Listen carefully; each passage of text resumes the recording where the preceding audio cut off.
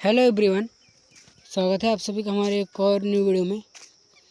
जैसा कि आज की हमारी जो न्यूज़ है वो बेहद ही अहम न्यूज़ है। तो आज हम जानेंगे हमारी इस न्यूज़ के बारे में। तो अगर आप सभी लोग हमारे चैनल पर नए हो तो सब्सक्राइब कर लेना और वीडियो को लाइक कर देना, ठीक है। तो जो prisons in India continue to be overcrowded by undertrials data, ठीक है। इसमें इसका क्या अर्थ है, हम जानते हैं कि जो भारतीय जेलों में विचाराधीन कैदियों की बढ़ती संख्या और जेलों से अत्यधिक भीड़ एक गंभीर न्यायिक और मानवीय संकट है, ठीक है। जो भारतीय जेल में कैदी हैं उनकी जो बढ़ती संख्या के चलते जेलों में अत्यधिक भीड़ जो है वो एक गंभीर न्यायिक और मानवीय संकट है। इसमें पहला जो पॉइंट आता है अत्यधिक भीड़ का संकट, ठीक है।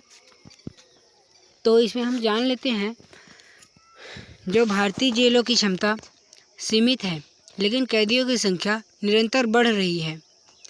कई जेलों में ऑक्यूपेंसी रेट 130% से भी अधिक है, जिसका अर्थ है कि वहाँ जगह से कई अधिक कैदी रखे जा रहे हैं, ठीक है।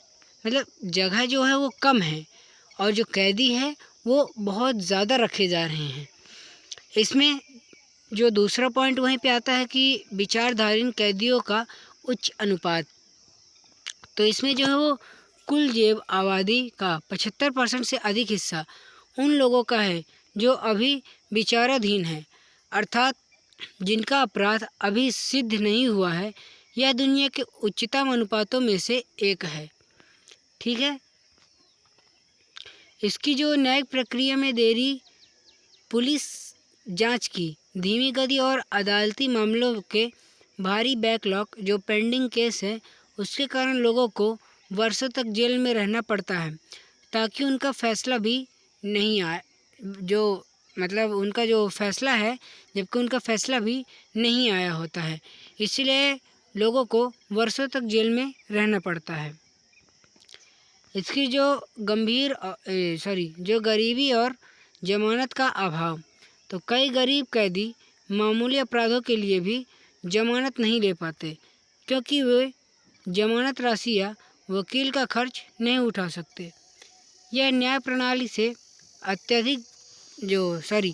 प्रणाली में आर्थिक भेदभाव को दर्शाता है, ठीक है। पांचवा जो आता है वहीं पे मानवाधिकारों का उल्लंघन।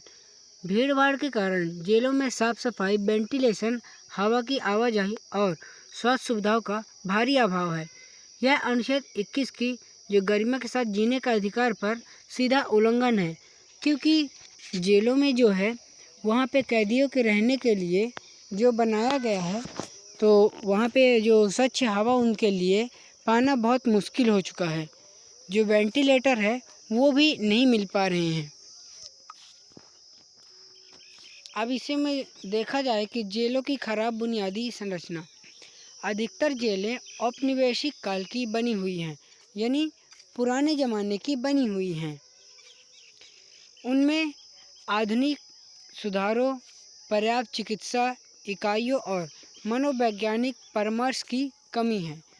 यानी उनमें बहुत सारे चिकित्सक उनकी जो है कमी बताई गई है तथा उसमें जो मनोवैज्ञानिक है उसकी जो परामर्श की कमी बताई गई है। यानी इसमें मोटा तौर से देखा जाए तो चिकित्सकों की कमी है, यानी जो हमारे आज के तौर पर डॉक्टर या हॉस्पिटल है उनकी कमी बताई जा रही है, ठीक है।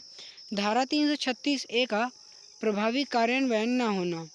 यानी कानून की जो धारा जो CRPC की धारा 436A कहता है कि यदि कोई व्यक्ति अपनी संभावित अधिकतम सज़ा का आधा समय काट चुका है तो उसे जमानत मिल जानी चाहिए। जागरूकता की कमी और प्रशासनिक सुस्ती के कारण इसका लाभ हर किसी को नहीं मिल पाता है। इसी पर हम 8वां पॉइंट पे बात करते हैं कि कानूनी सहायता की कमजोरी। सरकारी कानूनी सहायता सेवाएं अक्सर ओवरबर्डन बोझ तले दबी होती हैं। बहुत से विचाराधीन कैदियों को यह पता ही नहीं होता है कि उन्हें मुफ्त कानूनी मदद मिल सकती है। इसी के साथ हम 9वां पॉइंट देखते हैं कि जो मनमानी और गिरफ्तारियां पुलिस द्वारा अनावश्यक और कभी कभी बिना ठोस सबूत के की गई गिरफ्तारियां भी जेलों में भीड़ का एक मुख्य कारण है।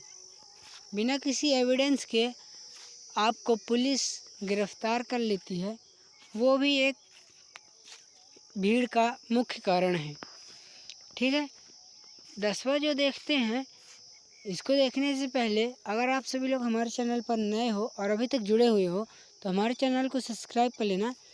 हमारे चैनल पे आप सभी लोगों को सब कुछ संपूर्ण डिटेल से पढ़ाया जाएगा। ठीक है, तो 10वां जो आता है वो कैदियों का मानसिक स्वास्थ्य। लंबे समय तक बिना दोष सिद्ध के कैद रहने से कैदियों में भारी मानसिक तनाव जैसे डिप्रेशन और हिंसात्मक प्रवृत्तियां पैदा होती हैं, जो उनके पुनर्वास में बड़ी बाधा है। ठीक है, अदला बदली आदेशों और जमानत की प्राथमिकता।